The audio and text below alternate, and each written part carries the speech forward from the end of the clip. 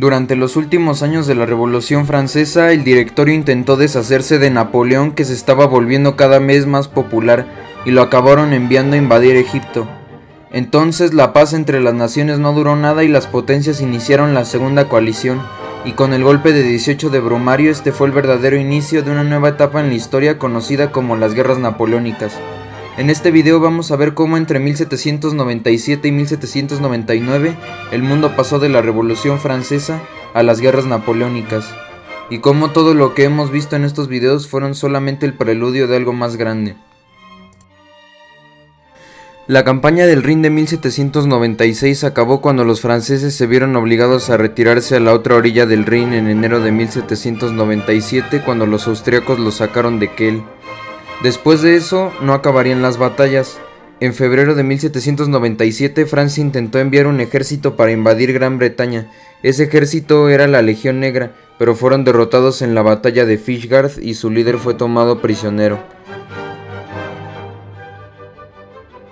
En abril de 1797, cerca del Rin, el ejército del Sambre y Mosa con Lazar Hoch atacó a los austríacos. El ataque repentino resultó devastador, pero ese mismo día, el 18 de abril, se firmó la paz de Leoben entre Francia y Austria. El combate no tuvo mucha repercusión además de las vidas que se perdieron. Eso mismo pasó con la batalla de Diersheim. Aún con la victoria francesa del general Juan Víctor Moreau, no sucedió mucho después de esa batalla debido a la paz de Leoben. En Francia, Napoleón presiona al Directorio para invadir Suiza, esto para asegurar que las tropas puedan pasar hacia Italia sin problemas. En ese entonces, Suiza era una confederación de varios estados, y en esa confederación suiza había un hombre llamado Frédéric César de la Harpe, que era un nacionalista suizo que en 1795 llamó un levantamiento que había fallado, y en ese entonces estaba exiliado en Francia. Recuerden este hombre porque será importante. Regresando a 1797, en octubre de 1797 en Valtellina, Chiavenna y Bormio se salieron de la Confederación con ayuda de Francia. Eso indicaba que pronto habría una guerra entre ambos países, pero me estoy adelantando un poco. Aún después de los tratados de paz de los que hablamos en los videos pasados, Gran Bretaña y Portugal no dejaron de estar en guerra contra Francia. Eso sí, no hubo muchos combates. Pero eso no importa, después de todo, ¿qué van a hacer estos dos contra Francia, verdad?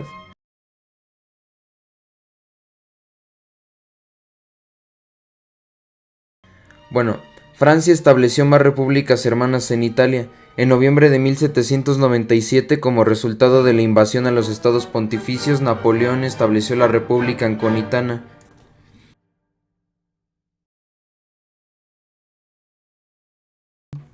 En enero de 1798 en Suiza se levantaron varios rebeldes en Liestal y empieza la Revolución Helvética. También ese mismo mes Francia invade la Confederación Suiza.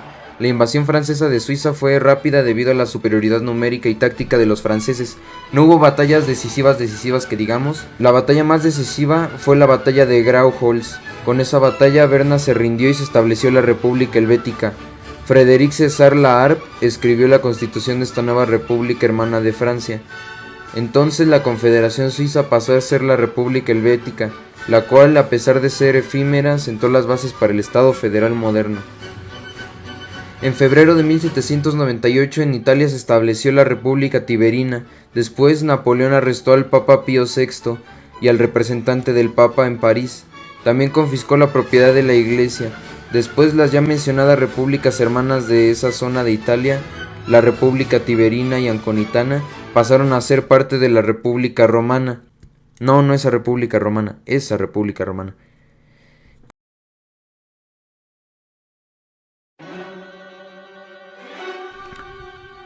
En mayo de 1798, la creciente popularidad de Napoleón preocupa al Directorio, así que para mandarlo lejos le proponen ir a invadir Gran Bretaña, pero él propone otro plan, invadir Egipto, para luego invadir India.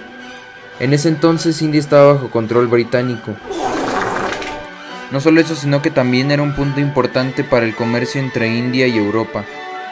Además de molestar a los británicos, también quería expandir las ideas de la Ilustración a Egipto, así que el Directorio aprueba el plan de la invasión de Egipto y Napoleón sale para invadir. Napoleón salió desde el puerto de Tolón a bordo de un barco de 3 cubiertas llamado l'Orient. En total eran 400 barcos, 40.000 hombres entre soldados y marineros, y también salió con muy buenos generales a invadir Egipto, generales como Jean-Baptiste Kleber y Joaquín Murat. También llevó civiles y 167 científicos y especialistas que los del ejército conocían como sabios. Esto último con el objetivo de contagiar a los egipcios de las ideas ilustradas y estudiar todo lo que vieran. En torno a esa fuerza expedicionaria se inició la campaña del Mediterráneo de 1798. Horacio Nelson agrupó sus barcos cerca de Italia y empezó a perseguir a Napoleón. El primer paso para llegar a Egipto sería invadir Malta, así que después de salir de Tolón, Napoleón se dirigió a Malta. Mientras eso pasó, en París se hizo correr la noticia que iban hacia Irlanda con el objetivo de despistar a Nelson. Después de tan solo 6 días, los franceses tomaron Malta y Napoleón prohíbe la esclavitud, establece escuelas y obtiene dinero. Requisó dinero y suministros. También dejó una guarnición de 5.000 hombres y luego se fue para Egipto. Mientras Nelson lo iba persiguiendo, Napoleón y Nelson se acercaron demasiado. Sin embargo, debido a las condiciones del clima, no se pudieron ver entre ellos y continuaron hasta Alejandría. Nelson llegó a Alejandría primero que Napoleón, pero al no ver a nadie, se esperó un día y después de eso partió. Después de eso, Napoleón llegó a Alejandría y desembarcó. Después de que los franceses tomaran Alejandría, Napoleón subestimó el clima del lugar, lo cual dificultó muchísimo su avance hacia el Cairo. Después se encontraron con un ejército de campesinos llamados felayíes en la batalla de Subra Kit. Ese ejército estaba al mando de Murad Bey, un mameluco muy influyente en Egipto. Durante la batalla de Subra Kit, los mamelucos tenían un ejército que era mayormente caballería, pero los franceses tenían más hombres y se acomodan en formaciones de cuadro con la artillería en las esquinas para resistir los ataques de caballería. Los mamelucos no pueden hacer mucho y se retiran aunque pierden 1.000 hombres. Después Napoleón va a pelear contra su enemigo en Imbaba, o como se pronuncia, que hoy en día es solo un lugar del Cairo, pero antes era un pueblo. Bueno, eso no importa mucho. Ahí se da la batalla de las pirámides. Aunque algunas versiones romantizadas del hecho se ponen las pirámides muy cerca, en realidad la batalla pasó a kilómetros de las pirámides. Mientras los franceses avanzaban en cuadros desorganizados, los mamelucos cargan, pero los franceses se organizan otra vez en formaciones de cuadros y su ataque resulta inefectivo. La carga fue extremadamente costosa para los mamelucos. Después Napoleón ordena avanzar a la derecha, los mamelucos cargan pero las formaciones de cuadros son letales. Después los franceses avanzan hacia Imbaba y la infantería de los mamelucos que defendía la ciudad es casi masacrada contra el Nilo.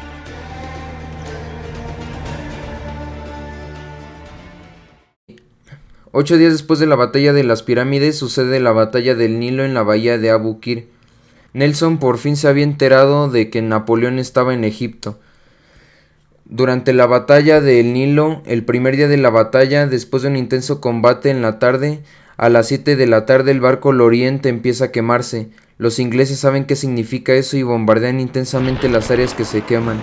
Después, cuando el fuego en Lorient estaba prácticamente fuera de control, los barcos ingleses empezaron a alejar y entonces a las 8 de la noche el Lorient explota. La lucha continúa por 2 días y los británicos logran destruir 9 navíos de línea, capturan 2 navíos de línea y destruyen 2 fragatas francesas, además de que los franceses sufren entre 2.000 y 5.000 bajas y entre 3.000 y 9.000 prisioneros. En cambio, los ingleses solo sufrieron 218 muertos y 617 lesionados. Después de la batalla, John Nicol dice: Fui a la cubierta para observar el estado de las flotas, y fue una visión horrenda. La bahía completa estaba cubierta de cuerpos sin vida, descuartizados, heridos y quemados, con poco más de ropa que unos pantalones. Cuando Napoleón tomó el control del Cairo, empezó a hacer cosas como quitar el sistema feudal y estableció el Instituto de Egipto para investigar más sobre ese país. También muchas personas dicen que Napoleón se transformó al Islam, pero otros piensan que solo lo hizo para ganarse el apoyo de las personas. De cualquier modo, más adelante en su vida se mega indignó porque el Papa lo excomulgó. Aunque Egipto era técnicamente de los otomanos, en realidad Egipto estaba bajo el control de hombres como Murad Bey. Entonces, En septiembre de 1798 el Imperio Otomano declara la guerra a Francia por invadir Egipto. Luego al Imperio Otomano le seguiría Austria y Rusia, iniciando así la Segunda Coalición. Y en octubre de 1798 estalla la revuelta del Cairo. Dominique Dupuy, un militar francés, fue asesinado y muchos juraron por Mahoma que matarían a los invasores franceses. Muchos soldados fueron masacrados y también civiles fueron masacrados. Los franceses colocaron cañones en la ciudadela y abrieron fuego contra los lugares donde había rebeldes. Napoleón persiguió de cerca personalmente a los rebeldes hasta la mezquita de Al-Azhar. Los rebeldes se escondieron dentro y Napoleón dijo: «Él llegó demasiado tarde. Tú has comenzado, ahora yo terminaré». Entonces los franceses abrieron fuego y entraron y masacraron a los que estaban dentro de la mezquita. Se estima que murieron 300 franceses y hubo 500 heridos franceses y 5.000 a 6.000 muertos y heridos egipcios durante la revuelta. El ejército francés estaba quedándose poco a poco sin suministros y un brote de peste negra estaba matando a muchos de ellos. En el sur el ejército sigue persiguiendo a los mamelucos de manera medio exitosa. Aún así el ejército otomano va en su camino hacia Egipto para acabar con Napoleón. En febrero de 1799 Napoleón empezó a marchar hacia Siria para encontrarse con el ejército otomano. Aunque el clima no les favorece, alcanzan El Arish y asedian la ciudad. Luego, tras un asedio, los franceses continúan su avance hacia Siria. Cuando alcanzan Jaffa se encuentran una vez más con los otomanos y asedian la ciudad durante 4 días. Después envían un mensajero y un trompetista a negociar paz, pero los otomanos los mataron y pusieron la cabeza de uno de ellos sobre las paredes de la ciudad. Entonces los franceses entraron a la ciudad. A pesar de la resistencia de los defensores, cuando Napoleón logró entrar en la ciudad, permitió asesinatos y todo tipo de atrocidades por parte de sus hombres. Después mató entre 2.440 a 4.100 prisioneros. Él argumenta que los mató debido a que no tenía comida para alimentarlos. Incluso varios años después del hecho siguió defendiendo sus actos. Después muchos de sus soldados se enfermaron con peste negra y Napoleón los visitó mientras estaban enfermos. De hecho, él mandó hacer una pintura sobre eso. Después Napoleón avanzó hacia Acre. En marzo sitió la ciudad. Los otomanos obtuvieron ayuda de los ingleses y de un emigrado francés llamado Antoine de Felipox, que como dato curioso era un excompañero de clase de Napoleón. Bueno, eso a nadie le importa, ¿verdad? Luego, Napoleón empieza a bombardear las paredes de la ciudad. Luego ordena un asalto después de que muchas de sus armas quedaran deshabilitadas. El asalto es rechazado y el asedio queda estancado. Después de eso, 40.000 otomanos empiezan a marchar hacia Acre, desde Damasco. Napoleón envía a 4.000 de sus hombres a pelear contra ellos. Estos hombres estaban con Jean-Baptiste Kleber, que ya habíamos hablado de él en un video pasado. Kleber combate contra ellos en el monte Tabor. Kleber tenía pensado sorprenderlos por la mañana, pero no calculó bien el tiempo que tardaría en llegar y los otomanos llegan con 35.000 hombres contra sus 1.500. Pero Kleber forma un cuadro y logra repeler el ataque durante 10 horas. Napoleón llega con 2.500 hombres y ataca a los otomanos. Debido a la poca disciplina de los otomanos, los franceses con su ataque sorpresa logran desbaratar el ejército otomano. De vuelta en Acre, los franceses logran hacer explotar una torre de la ciudad y Napoleón ordena un asalto. Sin embargo, no sirve. Cuando llegaron cañones más pesados desde Alejandría, los franceses pudieron romper mucha más muralla de la ciudad y ordenaron un asalto, pero tampoco sirve. Después, otro asalto. Este asalto fue llevado por Jean-Baptiste Kleber, pero no funciona, así que tuvieron que dejar el asedio. En mayo de 1799 los franceses regresan a Egipto y Napoleón ordena que las víctimas de peste negra sean envenenadas con láudano, pues las condiciones del ejército no permiten tratarlos debidamente. El 15 de julio de 1799 el ejército de Napoleón encontró la piedra Rosetta. La encontraron en Rosetta, en una ciudad cerca del Cairo. Esa piedra fue crucial para descifrar jeroglíficos. Se dice que la encontró un tal Pierre-François Bouchard, pero algunos dicen que fueron ingenieros bajo su mando. De cualquier manera, no importa quién la encontró. Lo que importa es que esta piedra fue crucial para descifrar jeroglíficos. Ahí está medio difícil pronunciarlo. Después de eso, los otomanos intentaron llegar por barco y desembarcaron en Abukir, y ahí se dio la batalla de Abukir. Napoleón ordena un asalto frontal y parte del ejército otomano acaba contra el mar.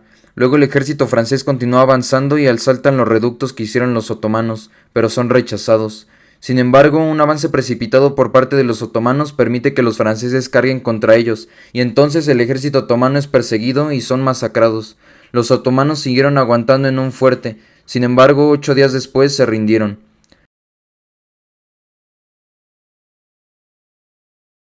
Cuando Napoleón se entera de la segunda coalición, abandona Egipto junto con varios de sus generales como Murat. A cargo del ejército en Egipto dejó a Kleber, quien murió en el Cairo apuñalado después de que acabara la revolución.